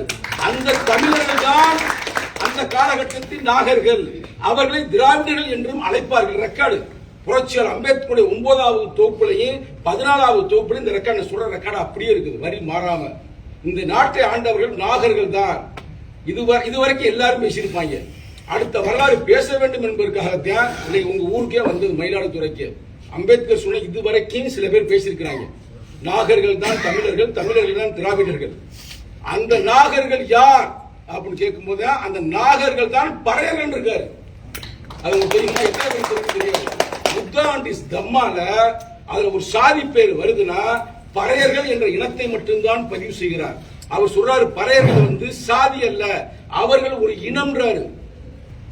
நல்லா திருப்பி நான் சொல்றேன், நல்லா கவனமா கேட்டுக்கிறீங்க. பறையரை ஒரு சாதியா சொல்லல. ஏன்னா அந்த புத்தாண்டிஸ் தம்மால அதன் கடைசி புத்தகம். அவர் அந்த புத்தகத்தை எழுதி கடைசி கையெழுத்து போட்டு இறந்து விட்டார். 1956 6ஆம் தேதி புத்தகத்தில் 5ஆம் தேதி நைட்டு எழுதி கையெழுத்து கூட போடல. அந்த இன்கம்ப்ளீட்டா இருக்கு அந்த முகப்பே, நீங்க பார்த்திருப்பீங்க. அவர் அந்த புத்தகத்துல சாதி பேர் எழுதியிருக்கிறாருன்னா அதுல பறையர்கள் ஒரு கேரக்டர் வரும். அந்த பறையர்கள் எங்க வாழ்ந்தாங்கன்னு சொன்னாங்கன்னா சரஸ்வதி என்ற நார்த் இந்தியாவில் இருக்கிற ஒரு பகுதியில் வாழ்ந்தார்கள் வருது. அங்க எப்படி பறையர் வாழ்ந்திருக்க முடியும்? தலைவர் மேடைக்கு மேல சொல்லி பண்ணி கவனிச்சிருப்பீங்க. பறையர் என்பது சாதாரண ஒரு சாதியின் பெயர் அல்ல. அடக்குமுறை ஆதிக்கம் சுரண்டல் எங்கு வந்தாலும் தட்டி கேட்பவன் தான் பறையன் சொல்லியிருக்காரா? ஏன் சதானந்தன் பறையன் என்று அழைத்தார்கள்? ஏன் மேதகு பிரபாகரன் பறையன் என்று அழைத்தார்கள்? உலகில் எங்கெல்லாம் அடக்குமுறை வருகிறதோ அவனெல்லாம் எதிர்க்கிறவன் தான் பறையன் அப்படின்னு நான் சொல்லல, நீங்க சொல்லல, கோவிலையும் சொல்லல, தலைவர் கூட சொல்லல. புரட்சியாளர் அம்பேத்கர் பதிவு செய்திருக்கிறார். இது அப்படியே மனசுக்குள்ள நீ வச்சுக்கிறீங்க. அப்படின்னா என்ன அர்த்தம்னா, இந்தியாவை உண்மையிலேயே ஆண்ட பரம்பரைன்னா பறையர்கள் தான். நம்ம ஒடுக்கப்பட்டிருக்கிறோம். நம்ம எதுக்கு ஆதி திராவிடர் நம்ம சொல்றாங்க? ஐயா கேட்டார்ல, அந்த திராவிட என்ற சொல்லாடல முதல் இந்த உலகத்துக்கு தந்தவர் யார்? அயோத்தாச பண்டிதர், வெற்றமலை சீனிவாசன். வரலாறு இருக்குல்ல, வேற எவனாவது கொடுத்திருக்கானா? இல்ல. தந்தை சிவராஜுடைய கருத்துக்களை படிச்சிருக்கீங்களா? அவரை விட அறிவாளியே யாருமே இல்லை. அவ்வளவு அறிவாளியா புரட்சியாளர் அம்பேத்கரே மெய் மறக்கிறார். 1932 ஒரு மாநாடு நடத்துகிறார். இதெல்லாம் நீங்க வந்து மக்கள்கிட்ட கொண்டு போய் சொல்லணும். 1932 தோழர்களே, எங்க நாக்பூர்ல என்ன மாநாடு தெரியுமா? இந்தியாவில் இருக்கிற அனைத்து தலித்துகளையும் ஒருங்கிணைக்கிறார். ரெக்கார்டு இருக்குது. அவருடைய 37வது தொகுப்புல ரெக்கார்டு இருக்கு. ஏன் தலைவர் தொடர்ந்து மாநாடு நடத்துறாரு? நீ என்னைக்காவது சிந்திச்சு பாத்துறீங்களா? அந்த 37வது தொகுப்புல ஜனநாயகத்தை பத்தியும் பேசுவார், தமிழர்களை பற்றியும் பேசுவார். எவ்வளவு பெரிய அறிவாளி பாருங்க. அந்த மாநாடு 1932 என்ன மாநாடுனா, இந்தியாவில் இருக்கிற அனைத்து தலைவர்களும் அந்த மாநாடுல கலந்துக்கிறாங்க. அந்த மாநாட்டுக்கு தலைவர் யாரு தெரியுமில்ல? டாக்டர் சிவராஜ். பரவாயில்ல தானங்கய்யா? டாக்டர் சிவராஜ். அவங்க மனைவி யாரு? மீனாம்பலா. எவ்வளவு பெரிய ஒரு கொள்கைவாதி, யோசித்து பாருங்க. அது என்ன முத்து? அந்த அம்மா சத்தியவாணி முத்து. சத்தியவாணி முத்து வரலாறுலாம் இப்ப பேசணும்னா இப்ப வந்து சிக்கலாகி போயிடும். அந்த அம்மா என்னென்ன செஞ்சாங்க, யார் யார் எதிர்த்து பேசினாங்க, இன்னும் சொல்ல போனா இன்னைக்கு இருக்கிற திராவிட முன்னேற்ற கழகத்துல ஒரு மாபெரும் தலைவர். அப்ப நான் இதெல்லாம் எதுக்கு சொல்ல வரேன்னா, அவ்வளவு பெரிய அறிவு சார்ந்த சமூகம் தான். ஒவ்வொருத்தருமே எழுச்சி தமிழரை போல, பூவிலியனை போல, இன்னும் நம்ம இங்க இருக்கிற தோழர்களை போல அறிவாளி சமூகம் தான் இந்த தலித் சமூகம். ஏன் ஔவையாரையும் தலித் தானே சொல்றாங்க, பறையர் தானே சொல்றாங்க. நான் உங்களை பறையர் வெறி கொண்டு பேசுறேன். பறையர் பேசிட்டே இருக்காங்க. நான் உண்மையை பேசுறேன். எந்த இடத்துல நான் வந்து இட்டு கட்டி பேசல. வள்ளுவரை யார் சொல்றாங்க? வள்ளுவரும் ஒரு பறையர் தானே சொல்றாங்க. அப்ப இந்த உலகத்துக்கு அறிவு சார்ந்த தத்துவங்களை கொடுத்த மாபெரும் போராளிகள் யாருன்னா பறையர்கள். அழகான வாசி. இதே நம்ம வந்து உங்களுக்கு பயிற்சி வகுப்புக்கு மேடையில பேசுறீங்கன்னா டிஃபரெண்ட் தெரியுதா? இப்ப மேடையில பேசுறேன், நான் பாடு பேசிட்டே இருப்பேன். எனக்கு தெரிஞ்சதை பேசுவேன், தப்பு கூட பேசுவேன் எல்லாருமே. ஆனா நல்லா கேட்டுங்க, தந்தை பெரியார் என்ற அந்த பட்டத்தை வழங்கிய ஒரு பராட்சி சரிதானே? இல்ல அது ஒண்ணு தவறே இல்ல. தலைவர் சொல்றார், பறையர்கள் என்றால் போராளிகள், அவ்வளவுதான் மேட்ரு. அப்ப இந்தியாவுல ஒரு இறையாண்மைக்கு பொறுப்பாளர் நம்ம தான். வேற வந்தவன் போனவன் எவனுமே இல்ல. அதுக்கு ஒரு எடுத்துக்காட்டு சொல்லி சும்மா போற போக்கு பேசல. பயிற்சி வகுப்பு சாதாரண விஷயம் இல்ல. அதாவது நல்லா கேட்டுக்குங்க, மேதகு பிரபாகரன் நிறைய பேர் பிள்ளை நினைப்பாங்க. மேதகு பிரபாகரன், மேதகு பிரபாகரன் ஒரு கரையர் சமூகத்தை சார்ந்தவர். கரையர் என்றால் பறையர், பறையர் என்றால் கரையர். திருமாவளவன் என்றால் கரிகாலன் பேர் இருக்கா? கரிகாலன் என்றால் பிரபாகரன். ஈழம் என்றால் சேரி, சேரி என்றால் ஈழம். விடுதலை புலிகள் என்றால் விடுதலை சிறுத்தைகள். ஐயா அதை மட்டும் விட்டுட்டாரு. என்னன்னா தலைவர் ஏன் விடுதலை சிறுத்தைகள் வச்சது விளக்கம் கொடுத்தாருன்னா, நாங்கள் விடுதலை புலிகளை போல பேர் வச்சதே அதே காரணம். விடுதலை சிறுத்தைகள் ஏதோ இவங்க நினைக்கிற இன்னும் சொல்ல போனா அவர் தம்பின் வாங்க, இவரு அண்ணன். அண்ணன்னா இப்ப யாரு தமிழ்நாட்டுல? யாருக்குமே கேளுங்க, பெரிய பெரிய ஆட்களும் தலைவர் அண்ணன் சொல்ல. அப்ப அண்ணன் என்றால் தம்பி, தம்பி என்றால் அண்ணன். ஆனால் நிகழ்காலத்துல பிரபாகரன் இல்ல. அதையும் நம்ம தான் முடிப்போம் அப்படின்றதுக்கு இந்த கருத்தை மட்டும் பாருங்க. தலைவர் சொல்லுவார் மேடைக்கு மேல, ஈழம் வெல்லும் அதனை காலம் சொல்லும். அந்த காலம் எந்த காலம்? கொள்கை வெல்ல களமாடுவோம், கோட்டை அந்த களம் தான். எந்த நாய்ப்பய ஆட்சிக்கு வந்தாலும் ஈழத்துக்கான விடுதலை கிடைக்காது. யார் வந்தாலும் சரி எழுதி வச்சுங்க.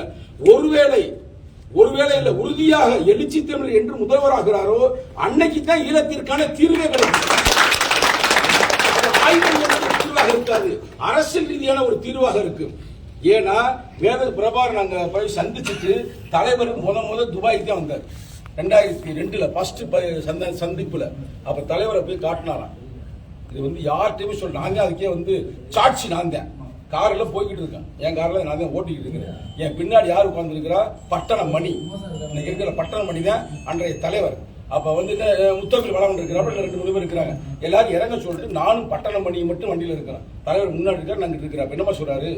மேதகு பிரபாகரனை சந்திச்சேன்ப்பா, டாக்டர் வெளியில சொல்லாதீங்கப்பா அப்படின்ட்டு அவர் சொன்ன அடுத்த வாசனை என்ன தெரியுங்களா? இப்ப எல்லாரும் மேடை மேல பேசிட்டு இருக்காருல்ல, அப்பயே சொன்னாரு. என்ன சொன்னாரு? அந்த சாப்பிட்டு இருக்கும்போது ஒரு வெஜிடேரியனா இருந்தாருல்ல, எடுத்து சிக்கனை வச்சிருக்கிறாரு, சாப்பிடுங்க இல்லைன்னு இருக்கிற. அப்ப அவர் சொல்லிருக்காரு, என்னப்பா இது வந்து சைவ சிறுத்தையா இருக்கு. அப்ப நேருக்கு நேரம் அரசியல் ரீதியா பல விஷயங்கள் பேசியிருக்காங்க. நம்ம திண்ணியத்துல மனத்தை திணிச்சாங்க, அந்த விஷயத்தை பேசியிருக்கிறாங்க, பல கருத்துக்கள். அப்ப என்ன உணர்வு? அவரும் ஒரு ஒடுக்கப்பட்ட மக்களின் அந்த பிரதிபலிப்பாக இருந்திருக்கிறார். அதுக்காக அண்ணனை நேசித்திருக்கிறாரு. தலைவர்னே சொல்லியிருக்காரு, அண்ணன் ஒருத்தர் இருக்கு, நீ கவலைப்படாத, போயிட்டு வான்னு. இந்த உணர்வுகள் யார் சொல்றேன்? கரும்புலி முத்துக்குமார் சொல்றேன். பிரபாகரன் இருக்கும்போதே சொல்றேன், நல்லா கேட்டுங்க. அதான் முக்கியமான பாயிண்ட். பிரபாகரன் உயிரோடு இருக்கும் பொழுது அந்த தம்பி என்ன சொல்றாருன்னா, என் சாவை போய் சொல்லுங்கப்பா, நாங்க போய் செலவு வைக்க போறோம். அதுல ஒருத்தர் சொல்றேன், நான் இப்ப கரும்புலி முத்துக்குமார் பாசிட்ட முதலமைச்சர் என்ன சொல்றாருன்னா, ஏன்னா எங்க நாடாளுமன்ற வந்து ஒரு பறையை வந்து செலவு வைக்க வர்றியா, நீ இதோடு எடுத்து பாருங்க. 2010 பெரிய கலவரம். அப்பதான் தலைவர் மேல அவங்க பாம்பு போடுறோம் நான் இருக்கா. அப்பதான் தலைவர் சொன்னார், என்று என் மேல் குண்டு எறிபவர்கள் நாளை பூக்களை தூவார்கள், நாளை பூக்களை தூவார்கள். நடக்குதா நடக்கலையா? அவர் சொல்றது எல்லாமே நடக்குது தோழர்களே. தமிழ் தேசியம் என்று சும்மா போற போக்குல நடக்கல. தமிழ் தேசியத்தை வென்றெடுக்க போவதே நாம் தான். அதுக்கு ஒரு ரெக்கார்டு சொல்றேன். 1980 தலைவர் வந்து ஒரு கல்லூரி மாணவனாக இருந்த காலகட்டத்தில் 90களின் தொடக்கத்தில் ஒரு கவிதை இருப்பார். நிச்சயம் பூவில் எனக்கு தெரியும், உங்களுக்கும் சில பேருக்கு தெரியும். என்ன சொல்லிப்பாரு? பழந்தமிழர் வீரம் எனும் பட்டு போகவில்லை, தமிழ் பரம்பரைக்கே சரணாகதி பழக்கம் என்றும் இல்லை, பாருக்குன்னு உணர்த்துகிறான் தம்பி வேலுப்பிள்ளை, அவன் பக்கம் செல்ல தகுதி நம்மில் யாருக்குமே இல்லை. சொன்னாரா சொல்லலையா? அப்ப இதுல அர்த்தம் என்ன? ஏங்க 80 90 இவருக்கு எப்படி தெரியும்? எழுச்சி தமிழருக்கு எப்படி தெரியும்? சரணடைய மாட்டாரு. அப்படி சரணடைய ஸ்கூல்ல வந்தா சுட்டுக்கடி சாவாருன்னு எப்படி தெரியும் அவருக்கு? எப்படிங்க தெரியும்? அப்ப எவ்வளவு ஒரு கணிப்புகளை கணிக்கிறாரு பாருங்க தலைவர். சரணாகதி பழக்கம் என்றும் இல்லை, அவனுக்கு பேர் தானே வேலுப்பிள்ளை பிரபாகரன்றாரு. இன்னைக்கு இந்த பயல்களா குண்டு யாராவது சில பேர் சொல்றாங்க, நம்ம இப்ப நடிகையோட என்ன பண்ணிட்டு தெரியல.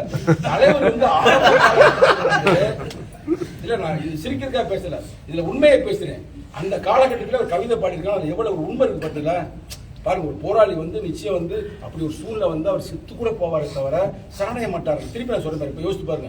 பழந்தமிழர் வீரம் எனும் பட்டு போகவில்லை, தமிழ் பரம்பரைக்கே சரணாகதி பழக்கம் என்றும் இல்லை, பாருக்குதை உணர்த்துகிறான் தம்பி வேலுப்பிள்ளை, அவன் பக்கம் செல்ல தகுதி நம்மில் யாருக்குமே இல்லை. யாருங்க வந்து சொந்த மனைவி இழப்பேன்? யாரு வந்து யோசித்து பாருங்க, பிள்ளைகள் இழப்பாங்க அந்த மண்ணுக்காக. ஆனா அதை பூராவிங்க வந்து என்ன பண்றாங்க? காசு பண்றாங்க. ஆனா அந்த மக்களுக்காக நேர்மையா உழைத்த ஒரே தலைவருங்க. நம்ம வந்து இந்த காங்கிரஸ் காரண்டையும் இந்த திமுக காரண்டையும் அந்த நேரத்தில் கூட்டில் இருந்தோம் பார்த்தீங்களா? அதே பழி ஒரு பக்கம் பாம்பு ஒரு பக்கம் சொல்லுவாங்க பார்த்தீங்களா? அதை நம்ம சுமந்துக்கிட்டு இருக்கிறோம். அந்த அதை கூட சிந்திக்க மாட்டாங்க. அதான் பெரிய பிரச்சனை. அந்த காலகட்டத்தில் மட்டும் அரசியல் தெரிந்த நாளிகளுக்கு தெரியும், நேரலையில் பார்க்க நாளிகளுக்கு தெரியும். அந்த காலகட்டத்தில் மட்டும் தலைவர் கொஞ்சம் யோசனை பண்ணி வேணாமடா அவங்க அப்படின்னு போயிருந்தா உண்மையான கூட்டம் இருக்கிற பேசுறேன். திமுக காங்கிரஸ் டோட்டல் அடியாயிருக்கு. நான் விவாதத்தை பேசுற தோழர்கள், அவ்வளவுக்கு வந்து தலைவர் அதை தாங்கினார். ஏன் தாங்கினார்? அது ஒண்ணு வந்து சுயலாபம் அல்ல. மேலும் பிரபாகரன் தெளிவாக சொன்னார், எழுச்சி தமிழ் நேரடியாக, நீங்கள் எந்த காரணத்தை கொண்டும் ஆளும் காங்கிரஸையோ திமுகவை எதிர்க்க தேவையில்லை, அவர்களால் ஒண்ணுமே செய்ய முடியாது.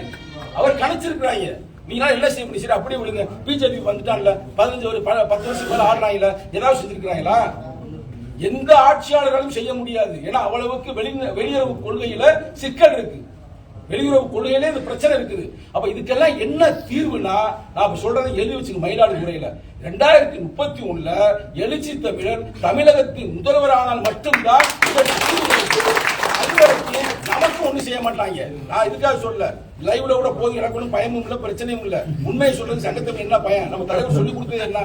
இவரோட சொன்னார் தலைவர் சொல்ற கேட்க, அப்படிலாம் தலைவர் சொல்லி கொடுத்தது அதானே. அடங்க மது அத்து வீடு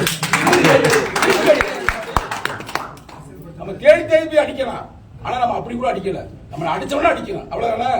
நம்மளா அப்படி பார்த்தா நம்ம வந்து ஒவ்வொரு ஆளையும் செக் போட்டு இது போட்டு பிளான் பண்ணி எவன் வேணா சாதி வரிங்க, எவன் வேணா என்ன பண்ணி அடிக்கிறதுக்கு அனைத்து வகையான உரிமை இருக்குது, அனைத்து வகையான கெப்பாசிட்டி இருக்குது. ஆனா நம்மளை அப்படி வளர்க்கல. தலைவர் என்ன சொன்னாருன்னா, தப்பு பண்ணவன், நம்ம சேரிப்புல வந்து பிரச்சனை பண்ணவன் அவன் ஆடுறான்னு சொல்றான். இப்ப கூட பாருங்க, இவ்வளவு கூட்டணி பிரச்சனையிலும் கூட இவ்வளவு சிக்கல் இருக்குன்னு கூட சில பேர் அவங்க உணர மாட்டாங்க. உண்மையிலே அவங்களுக்கு மனசாட்சின்னு ஒண்ணு இருந்தா நமக்கான எல்லா அதிகாரத்தையும் கொடுக்கணும். ஏன் கொடுக்கல? அதான் ஆரம்பம் சொல்ல, அந்த பொது புத்தி, அந்த பொது புத்தி அப்படி இருக்கிறதா வீசிக்காவா போதுப்பா. இவ்வளவு பெரிய தலைவர், இவ்வளவு போர்காஸ்டிங் பண்ணக்கூடிய தலைவர், நல்லா நான் இருக்க. மோடி வரும் பொழுது எல்லாரும் பெருசா கண்டுக்கல. ஆனா தலைவர் தான் இந்த மோடினால நாட்டுக்கே பிரச்சனை. ஐயா அதுல பதிவுலாம் போட்டிருப்பாரு. நான் இருக்க. மோடி முதல்ல வரும் பொழுது தமிழ்நாட்டுக்குள்ள உள்ள நுழையக்கூடாதுன்னு வழக்கு போட்டார்கள். இவர்னால வந்து தமிழ்நாடு எரியும்டா, அதாவது அனுமானால இது எரிஞ்சிச்சு, எது எரிஞ்சிச்சு, ஸ்ரீலங்கா எரிஞ்சிச்சு. இந்த அத்வானினால இந்தியாவே எரியும்டான்னாரு. ஏன்னா அம்பேத்கரை முழுமையா படிச்சவர் எழுச்சி தமிழர். அதான் நம்ம சொல்றோம் இந்திய தேசியம்.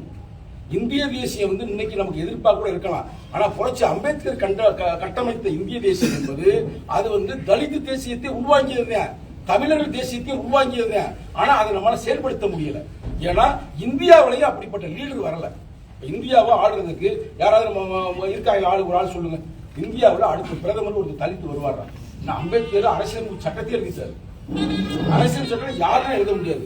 இந்தியாவுக்கு ஒரு பெரிய கொடியவே கொடுத்துருக்காங்க, பெங்காலி வெங்கையா. ஆனா அந்த வரலாறு தெரியுமா? அந்த கொடியில அந்த இது யாரு? அசோக சக்கரத்தை உருவாக்கியது யார்?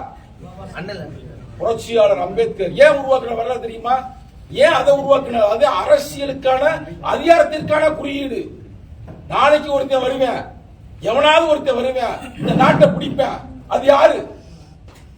யாருங்க? புரட்சியாளர். அந்த கட்ட சொல்ற பாருங்க, புரட்சியாளர் அம்பேத்கர் காலகட்டத்தில் இருந்து இன்னைக்கு வரைக்கும் இந்தியா லெவல்ல பெரிய லீடர் இல்லைங்க. நிறைய பேர் வந்தாங்க, அம்மா மாயாவாதி வந்தாங்க, கன்சிரா வந்தாங்க, எல்லாமே ஒரு இதுல சுருங்கிட்டாங்க. இன்னைக்கு தேசிய லெவல்ல ஒரு பெரிய தலைவராக வளர்ந்து கொண்டிருப்பவர் யாருன்னா எழுச்சி தமிழர். தேசிய லெவல்ல இந்தியா லெவல்ல யாரும் சொல்லுவாங்க, சொல்ல நம்ம பேசுவோம். ராம்தாஸ் அத்வாலே எந்த சுவை துடைத்துக் கொண்டிருக்கிறார் உங்களுக்கு தெரியாது ஒண்ணும் இல்ல. ராம்விலாஸ் பஸ்வானுடைய அன்பு மகன் அந்த இன்னொரு பஸ்வான் அவர் எங்க இருக்கிறாரு? மோடியோட படுத்துங்கிறாங்க, என்னன்னு தெரியல. ரைட்டா? இதுதான் இன்னைக்கு இருக்கிற சிஸ்டம். ஆனா நமக்கு வந்து 1000 பிரச்சனை இருந்தாலும் சங்கி பயில இருக்கிறார், இங்க சொங்கி பயில இருக்க வைக்கிறார்.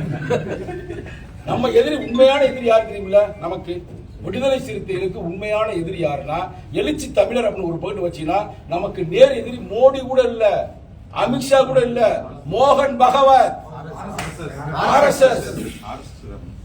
அதை பாருங்க எவ்வளவு உண்மைன்னு பாருங்க. இந்த கருத்தோட நம்ம தமிழ் தேசியத்தை முடிக்கிறோம். ரொம்ப நேரம் பேசியிருந்தா நீ ரொம்ப இதாயிருவீங்க. கரெக்டா? ஐயா வேற ரொம்ப நேரம் பேசிட்டாரு. புரட்சியாளர் அம்பேத்கர் இது நீங்க வந்து மக்கள்கிட்ட கொண்டு போங்க. சாதாரண நம்ம இந்த தலித்துகளோ பறையர்களோ யாரும் சாதாரண ஆட்கள் அல்ல. நீங்க RSS உருவாக்கி நீங்க நூற்றாண்டு விழா கொண்டாடுறாங்க. நூற்றாண்டு விழா கொண்டாடிக்கிறாங்க. எப்ப 2025 கொண்டாடினாங்க. நூற்றாண்டு விழா கொண்டாடி முடிச்சிட்டாங்க. 26 ஆயிடுச்சு. ஆனா புரட்சியாளர் அம்பேத்கர் 1924 SSTன்னு ஒண்ணு உருவாக்குனாரு. எத்தனை பேருக்கு தெரியும்? சமதா சைனிக் கை தூக்குவாங்க. எனக்கு தெரியும் இந்த கருத்து. SST புரட்சி அம்பேத்கர் நாக்பூர்ல உருவாக்குனாருன்னு இதுல யாருக்காவது தெரியுமா? ப்ளீஸ் கை தூக்குங்க. தெரியல? முக்கியமான கருத்து சொல்லி நான் முடிச்சுக்கிறேன். தமிழ் தேசியத்துக்கு அது ஒத்து வரும். அந்த கருத்து தான் சொல்றேன். SST என்பது சமதா சைனிக் தள். அது உண்மையிலே உருவாக்கப்பட்டது 1924. சில பேர் 1926 சொல்லுவாங்க SST. ஆனா உண்மையிலேயே புரட்சி அம்பேத்கர் உருவாக்குறது 24. அது எதுக்கு உருவாக்கப்படுதுன்னா இப்ப RSS இருக்கு பாத்தீங்களா, அந்த RSS மாதிரி ஆனா கருத்து வேற. அதோட மைய புள்ளியே என்னன்னா எங்கெல்லாம் பெண்கள் கஷ்டப்படுகிறார்களோ, பெண்களுக்கு அடக்குமுறை இருக்கிறதோ அதை தட்டி கேட்கணும். ராணுவ மாதிரி நம்பர் 1. நல்லா கேட்டுக்கங்க நான் சொல்ற பாயிண்ட். SST சமதா சைனிக்கள், அதுக்கு பேரு தமிழ்ல அதுக்கு பேரு சமத்துவ படை. அதான் அம்பேத்கர் இளமையா இருக்கிற வயசு 24 என்ன வயசு, 30 வயசு கீழே இருக்கிறாரு. அதை உருவாக்குறாருங்க அவரு. கட்டமைக்க எங்க உருவாக்குறாரு? நாக்பூர்ல உருவாக்குறாருங்க. நாக்பூர்ல உருவாக்குறதுமே அதை RSS கும்பர் சவார்கர் பாக்குறாங்க. இருந்தாலும் பெண்களுக்காக, தலித்துக்காக, இன்னும் சொன்னா யாருக்காக? சிறுபான்மை மக்களுக்காக பாதுகாப்பாக ஒரு படையை கட்டமைக்கிறார், ஒரு மிலிட்டரியை உருவாக்குறார். அந்த கட்டமைக்கிற பார்த்துட்டு RSS உருவாக்குறாங்க. சவார்கர், டாக்டர் ஹெட்கவர், டாக்டர் கோல்வார்கர்லாம் அதை உருவாக்குறார்கள். அதை உருவாக்கி இன்னைக்கு ஆட்சி அதிகாரத்தை கைப்பற்றிட்டாங்க. பிரதமர் யாரு? ஒரு RSS. முதல்வர்கள் யாரு? பல முதல்வர்கள் RSS. பல நிறுவனங்கள்ல பெரிய பெரிய அதிகாரிகள் யாரு? RSS. எல்லாம் அமைதியா வேலை வைப்பாங்க, அண்டர் கிரவுண்ட்ல வேலை பார்க்கிற மாதிரி. ஆனா அவங்களுக்கெல்லாம் முன் உதாரணமாக ஒடுக்கப்பட்ட மக்களுக்காக உருவாக்கப்பட்டது SST. ஆனால் SST அழிந்து போய் விட்டது. அம்பேத்கருக்கு பிறகு அம்பேத்கர் உயிரோடு இருக்கின்ற வரை SST இருந்துச்சு. நீ நெட்டை போட்டு போய் பாருங்க, SST டாக்டர் அம்பேத்கர் போடுங்க, அப்படியே மிலிட்டரி மாதிரி இருப்பாங்க. ஆனால் அது அழிந்து போய் விட்டது. நான் இந்த இடத்துல சொல்றேன், அது அழிந்து போயிருக்கலாம் மற்ற மாநிலத்தில், ஆனால் தமிழ்நாட்டில் அது விசிகாவாக இருக்கிறது. ஒவ்வொருத்தருமே போராடுங்க. பயப்படுறாங்க, பயப்படலையா? ஒரு சிறுத்தை போனாலும் அவங்க பயப்படுறாங்க, பயப்பட 10 சிறுத்தை தேவையில்லை. அப்படி ஒரு சிறுத்தை போய் ஐயா போய் நின்றாலே போதும், அவன் அரவணை அத்தனை பேர். இதுதான் SST உடைய மறு உருவமாக இருக்கிற இன்னைக்கு இருக்கிற விசிகா, விடுதலை சிறுத்தைகள் கட்சி. அதுல வந்து எந்த வகையான மாற்று கருத்தும் இல்ல. அப்ப அம்பேத்கருடைய கனவை நனவாக்கக்கூடிய ஒரே தலைவர் எழுச்சி தமிழர் தான். அதே நேரத்தில் மேதகு பிரபாகரனுடைய கனவையும் நினைவாக்குறோம். ஏன் நினைவாக்குறோம்னா, மேதகு பிரபாகரன் உண்மையிலேயே ஒடுக்கப்பட்ட மக்களுக்காக தலைவர் சொன்ன அந்த விஷயம் மேடையிலே சொல்லியிருக்கிறாரு. அங்க போய் கரும்புலிகள் டாலரை பார்த்திருக்கிறாரு. கேள்விப்பட்டிருக்கீங்க சொன்னாரு மேடையில. கரும்புலியில ஒரு பக்கத்து மேதகு பிரபாகரன் படம், இன்னொரு பக்கம் தலைவர் படம். தலைவர் படம் தோழர்களே, ஏன்னா அந்த கரும்புலியை செத்தவன் பல பேர் தலித்துகள், மேதகோடு நெருக்கமாக இருந்த பல பேர் தலித்துகள். பெரிய பெரிய பணக்காரங்கள ஓடி போயிட்டாங்க, வெளிநாடு தப்பிச்சு போயிட்டாங்க. அவரோட கடைசி வரைக்கும் இருந்தவர்கள் முக்கியமான லீடர்ஸ்லாம் எல்லாமே தலித்துகள் தான். அப்ப யோசிச்சு அவனுக்கு தான் உயிரை கொடுக்குறேன் ஒரு மண்ணுக்காக. அப்படியே பார்த்துருக்காங்க தலைவருடைய மதிப்பு எவ்வளவு இருக்குன்னு பாருங்க. ஒரு கரும்புலிகள், அது விமானத்தை வச்சு தாக்கக்கூடிய கரும்புலிகள், அதில் டாலர்ல தலைவருடைய படத்தை போட்டுருக்காங்க. ஆனா நமக்கு அவரோட அருமை தெரியாம எப்ப பார்த்தாலும் அவரை தொந்தரவு பண்றமா பண்ணலையா? உண்மையிலே அவ்வளவு பெரிய ஒரு அவதார புருஷன் நம்ம சொல்ல முடியாது. ஆனா அவ்வளவுக்கு இந்த மக்களுக்காக நேர்மையாக திருமணம் கூட செய்து கொள்ளாமல் 24/7 உலகத்தில் யாராவது சொல்லுங்க பாப்பா. ஒரு நாள் போட்டேன் பதிவே, அவர் எப்பெல்லாம் எங்க பிளேன்ல போனாலும் எல்லாம் ரெக்கார்ட் பண்ணி நான் போட்டேன்னா போடலையா? 365 நாள்ல 286 முறை விமானத்தில் பயணித்தவர் எழுச்சித்தவர். யார் விமானத்தில் போய் அவர் கேர்ள் ஃபிரெண்ட பார்க்க போனாரா, இல்ல அவர் பிள்ளை குட்டி பார்க்க போனாரா? எல்லாம் அந்த ஒடுக்கப்பட்ட மக்களுக்காக பாராளுமன்றத்தில் பேச போறாரு. ஒடுக்கப்பட்ட மக்களுக்காக பல ஊர்களுக்கு சென்று கொண்டு இருக்கிறார். அதான் உண்மை, அதான யதார்த்தம். இதை நம்ம புரிந்து கொள்ள வேண்டும். அதற்காகத்தான் தலைவர் வந்து இதை அறிவிச்சிருக்காரு, தமிழ் தேசிய எழுச்சி மாநாடு. ஏன்னா நம்ம தான் நடத்தணும், கருத்துரிமை மாநாடு நம்ம தான் நடத்தணும், நம்ம தான் வந்து ஈழம் வெல்லும் கடைசி காட்டத்துல மேதகு வந்து நெருக்கமாக இருந்த ஒரே தலைவராக அவர் சந்திச்சவர் நம்ம தலைவர்கள். அப்ப அவர் நம்மள்ட்ட கடத்திருக்கிறார், அதை நம்ம வென்றெடுக்க வேண்டும். அதே நேரத்தில் புரட்சியாளர் அம்பேத்கருடைய கோட்பாடுகளையும் களமாடுறது நம்ம தலைவர்ன்றதுக்கு ஒரே ஒரு எடுத்துக்காட்டு சொன்னோம்னா உங்களுக்கு புரியும். அது என்னன்னா, இப்ப எல்லாம் உங்களுக்கு தெரிஞ்சது தெரியாத ஒண்ணும் இல்ல. அம்பேத்கர் வந்து 1950 பாம்பேல ஒரு பல்கலைக்கழகத்தில் அழுதாரம் கேள்விப்பட்டீங்க யாராவது? தம்பிலா இங்க கவனிங்க, அங்க பாருங்க, இல்லைன்னா வெளியே போங்க, ஒரு பிரச்சனையும் இல்ல. ஒண்ணு உள்ள வந்து உட்காருங்க, இல்ல வெளியில போங்க. 1950 புரட்சி அம்பேத்கர் அழுதார் அப்படிங்க யாரும் கேள்விப்பட்டீங்களா? மேடையில இதே ஒரு மேடையில அழுகிறாரு. ஏன் அழுகிறார்? 6 வருஷத்துக்கு முன்னாடி ஏன் அழுகிறாருன்னா, நான் வந்து நிறைய பேரை உருவாக்குனேன், பல பேருக்கு வேலை வாங்கி கொடுத்தேன், பல பேரை பெரிய பெரிய பதவியில் உட்கார வச்சேன். அவங்க ஒயிட் காலர்ஸ், ஒயிட் அண்ட் ஒயிட்ல இருப்பாங்க. அதுக்கு என்ன வச்சுறாங்க கேட்டா அவர் சொல்லுங்க, ஒயிட் அண்ட் ஒயிட்ல இருப்பாங்க, நல்லா இருப்பாங்க. ஆனா இந்த மக்களை நீ கண்டுக்கிறது எவனுமே கண்டுக்கிறது எல்லாம் போயிட்டாங்க. நான் ஏழைகளுக்காக நான் என்ன செய்ய போறேன்னு எனக்கு தெரியல அப்படின்னு அவர் நொந்து போயிடாருங்க. 1950 ஏன்னா பக்கத்துல இருந்தவங்கலாம் வந்து அவங்களுக்கே போய் சேர்ந்துருச்சு, எல்லாம் போயிடுச்சு, எல்லாம் நல்லா இருக்காங்க, பிள்ளை குட்டி தான் பாக்குறாங்க தவிர இந்த மக்களை பார்க்க மாட்டாங்க. மேடையிலே அழுகிறாரு, அழுது அப்படியே நொந்து போய் எழுதியிருக்கிறாரு அந்த கருத்துக்கள் எல்லாம். அவ்வளவு இதா அவர் எவ்வளவு பெரிய ஆளுன்றத ஒரு படையை கட்டின ஒரு SST அவ்வளவு பெரிய ஆளு அழுகிறாருன்னா நல்லா யோசித்து பாருங்க. அந்த இளமை வயசுல ஒரு படையை கட்டுறாரு. அந்த படையோட ஒரே ஒரு வரலாறு சொல்ற சிலர் வந்து தடை செய்யப்பட்டது, நான் பேசக்கூடாது, பேச முடியாது, லைவ்ல போகுது. ஒண்ணு மட்டும் சொல்றேன், ஒரு முக்கியமானது. அந்த சுதந்திர இந்தியா அடைஞ்சதுமே இவங்க பூரா பிரிச்சிடறாங்க, நம்மளையும் பாகிஸ்தான் பிரிச்சுட்டாங்கல்ல. பிரிச்ச பிறகு நல்லா கேட்டுக்கிறீங்க, அம்பேத்கர் வந்து முதல் அமைச்சர் ஆயிடுறாரு, லா மினிஸ்டர் ஆயிடுறாரு. ஆய் முடிச்சதுமே அங்க இருந்து லெட்டர் வருது பாகிஸ்தான்ல இருந்து, இங்க நிறைய தலித்துகள் வந்து மாட்டிக்கிட்டாங்க. அதுல குறிப்பா அவங்க வந்து என்ன வேலை செய்யறாங்கன்னா, அந்த தூய்மை பணி செய்யறாங்க. ஆனா அவங்க கொடுமைப்படுத்துறாங்க, அவங்க இஸ்லாமியர்களா இருந்தாலும் கூட கொடுமைப்படுத்துறாங்க. அவங்களாம் நம்ம தாயம் வர விரும்புறாங்க, கூண்டாங்க அப்படின்னு இவர் போய் நேர பாக்குறாரு. நான் சொல்ற ரெக்கார்டு பிரதர், நீ யார்ட்டு செக் பண்ணிக்கிறீங்க, நேரு போய். ஆனா வெளியே பேச மாட்டாங்க, இதெல்லாம் நேரிட்டு போய் சொல்றாரு, எங்க மக்கள் அங்க மாட்டிக்கிட்டாங்க, எங்க மக்கள் எல்லாம் கொண்டு வரணுங்க, ஹெல்ப் பண்ணுங்க அப்படின்னு சொல்லும்போது ஜவஹர்லால் நேரு கண்டுக்கிறீங்க. எப்படி புத்தாந்தி தம்மா எழுதுறதுக்கு வெளியிடுறதுக்கு ஒரு பேர் 20,000 ரூபாய் கேட்டார், ரெக்கார்டு இருக்கு. என்னங்க கேட்டாயா? 20,000 ரூபாய் கேட்டதுக்கு நேரு கொடுக்கல, அது வேற பிரச்சனை. 1956 அது மாதிரி நம்ம மக்களை மீட்டெடுப்பதற்கு அவர் ஒத்துக்கிற இல்லங்க, நாடு பிரிஞ்சு போச்சு, அந்த மக்கள் அங்க, இந்த மக்கள் இங்க ஒன்னும் செய்ய முடியாதுன்னு சொல்லும் போது யாரு? புரட்சியாளர் அம்பேத்கர் SST படையை அனுப்புகிறார். படை அனுப்பி எல்லாரையும் மீட்டு கொண்டு வருகிறார். அப்ப பார்லிமெண்ட்ல கேட்கிறாங்க, என்னங்க நீ இப்படி செஞ்சுட்டேன்னு. அப்ப சொன்ன டயலாக் தான் இந்த டயலாக், என்னை விட என் நாடு பெரியது, என் நாட்டை விட என் மக்கள் பெரியது, என்னை விட என் நாடு பெரியது, என் நாட்டை விட என் சமூகம் பெரியதுனாரு. அதுக்கு தான் இந்த வேலையை செஞ்சது. அவ்வளவு பெரிய அம்பேத்கர் அழுகிறார், கண்ணீர் வடிக்கிறார். சேர் மட்டும் கூட பேசுனீங்க, அதெல்லாம் நீ எத்தனை பேர் சொல்லிருக்க மாட்டாங்க.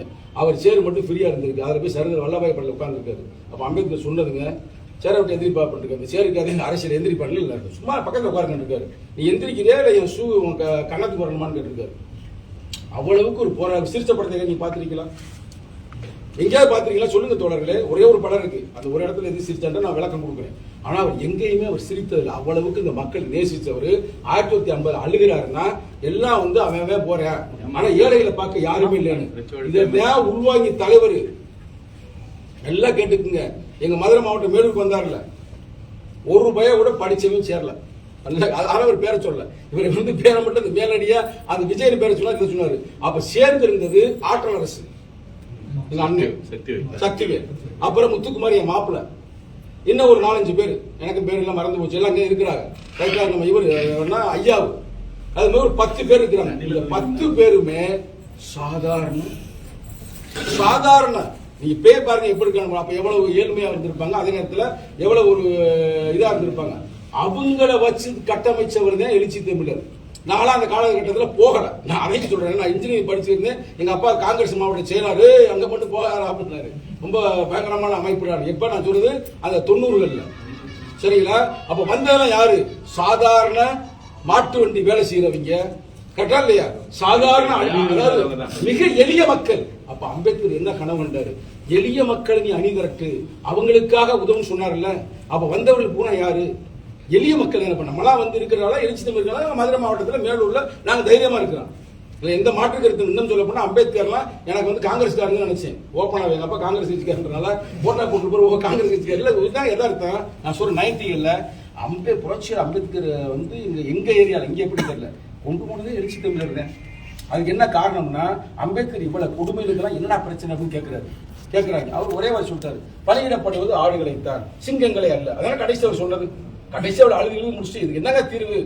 நீ ஆடா இருந்தாலும் கழுத்தை வச்சு அறுத்துருவாங்கடா, சிங்கங்களை மாறுடான்றாரு. இந்த கருத்தை உள்வாங்கிதான் கருத்தியல் ரீதியாக அண்ணலே இனியும் நாங்கள் ஆடுகள் அல்ல, இளிச்சவாய கூட்டமும் அல்ல, சீரிப்பாய் விடுதலை சிறுத்தைகள். இதெல்லாம் எதார்த்தம் பிரதர், சும்மா இட்டுக்கட்டு பேசக்கூடிய ஆட்கள் அல்ல விடுதலை சிறுத்தைகள். விடுதலை சிறுத்தைகள் ஒவ்வொரு தொண்டரும் இந்த பயிற்சி வகுப்புக்கு பிறகு நீ எல்லாமே அப்படியே வீரியமாக மாற வேண்டும். ஒவ்வொருத்தரும் திருமாவளவனாக மாற வேண்டும், ஒவ்வொருத்தரும் எழுச்சி தமிழராக மாற வேண்டும். ஆட்சி அதிகாரத்தை வென்றெடுக்க முடியும், எந்த மாற்று கருத்தும் இல்லை. பகவான் புத்தர், புரட்சியாளர் அம்பேத்கர், எழுச்சி தமிழர், அவ்வளவு நம்ம ரோல் மாடல்ஸ். அவர் சொல்லுவாரு, எனக்கு ரோல் மாடல் யாருன்னு கேட்டா தலைவர் சொல்லுவாரு தந்தை பெரியார், புரட்சியாளர் அம்பேத்கர், அடுத்து யாரு மார்க்ஸ், அவர் தலைவர் சொல்லுவார். அது வந்து தலைவருடைய கருத்து, ரைட்டா? அது புரட்சி அம்பேத்கர் கேட்பாங்க யாருக்கு உங்க ரோல் மாடல் கேட்டோம்னா அவர் வந்து கபீரை சொல்லுவார். அடுத்து யாரு சொல்லுவாரு? மகாத்மா பூலேவை சொல்லுவாரு. கருத்தன அடுத்து பகவான் புத்தர் அவர் சொல்லுவார். நமக்கெல்லாம் யாரு ரோல் மாடல்னா எழுச்சி தமிழர் தான். ஒரே ஆளுங்க, சும்மா அவன் வச்சுக்கிட்டோம்னா கன்ஃபியூஸ் ஆகிருவோம், கரெக்டா இல்லையா? அதாவது பூரா அவர் வாங்கிட்டாருல. எழுச்சி தமிழர் என்ன சொன்னாரு? அவ்வளவுதான். நேரடியா உலகத்திலே ஒரு தொண்டன்ற தொடர்பு உள்ள ஒரே தலைவர் எழுச்சி தமிழர். 24/7 இந்த மக்களுக்காக உழைப்பவர் எழுச்சி தமிழர். தமிழ் தேசியம் என்ற சொல்லாடலை இந்த மண்ணில விதைத்தவர் எழுச்சி தமிழர். மேலது பிரபாகரோட போட்டாவை ஒவ்வொரு சேரி மட்டுமில்ல ஊர் ஊரா கொண்டு சென்றவர் எழுச்சி தமிழர். அவனை கைது பண்ணா இவனை கைது பண்ணா போட்டா தட்டா கிட்டான்னு தலைவர்கிட்ட நெருங்க முடிஞ்சா? அந்த காலத்துல சரி, இந்த காலத்துல எந்த காலத்துல நெருங்க முடியாது, கரெக்ட் தானே? எப்படி புரட்சி அம்பேத்கர் வந்து நெருங்க முடியாதோ அவர் சிறைச்சாலைக்கே போகல, கரெக்டா? கடைசி வரைக்கும் ஹீரோ தான். அது மாதிரி எழுச்சி தமிழர் நிகழ்காலத்திலும் சரி வருங்காலத்திலும் சரி யாருமே நெருங்க முடியாது. அதான் இருக்கிற யதார்த்தமான உண்மை. இதை மனசுல வைங்க. நம்ம இந்த தமிழ் தேசிய எழுச்சி மாநாட்டை வெற்றிகரமாக தலைவர் அறிவித்ததுமே நடத்துவதற்கு நீங்க தொடர்ந்து பிரச்சாரம் செய்யணும். அவ்வளவுதான். கூட்டம் வந்துடும். தலைவர் அறிவிச்சதுமே கூட்டம் அது மாதிரி குண்டக்க மாட்டாங்க, அதெல்லாம் பிரச்சனை இல்லை. ஆனா நீங்க இந்த பிரச்சாரம் நம்ம பேசினதை இங்கேயோட நம்ம போகக்கூடாது. வெளியில போய் நமக்கு இவ்வளவு பெரிய வரலாறு இருக்கிறா. முதல் போராளி என்று அழைத்தவர் பகவான் புத்தர், நிகழ்கால போராளி எழுச்சி தமிழர். நான் சொன்னது பூரா எல்லாருக்குமே தெரியும் தோழர்களே, யாருக்கும் தெரியாத பூஜை சொல்ல. ஆனா எஸ்எஸ்டி பத்தி தெரியாது உங்களுக்கு. எஸ்எஸ்டி மறு வருவந்த இதுன்னு தெரியாது, விடுதலை புலிகளின் மறு வருவந்த இதுன்னு தெரியாது. அப்ப அவ்வளவுக்கு நமக்கு ஒரு கோட்பாடு இருக்கு, கொள்கை இருக்கு. அந்த கொள்கையை எங்க மதுரை மாவட்டத்துல தான் இந்த ஐயா பேச்சுல தான் எடுத்து நான் பேசுறேன். 25 ஆண்டுகள் ஆன பிறகு வெள்ளி விழா மாநாட்டில் தான் அவர் அறிவிச்சார். அடுத்த பாய்ச்சலுக்கு அணியமாவோம், அடுத்த தலைமுறையை அணியமாக்குவோம், கொள்கை வெல்ல களமாடுவோம், கோட்டையில் ஒரு நாள் கொடியேற்றுவோம், நிச்சயமாக கொடியேற்றுவோம். நன்றி, வணக்கம்.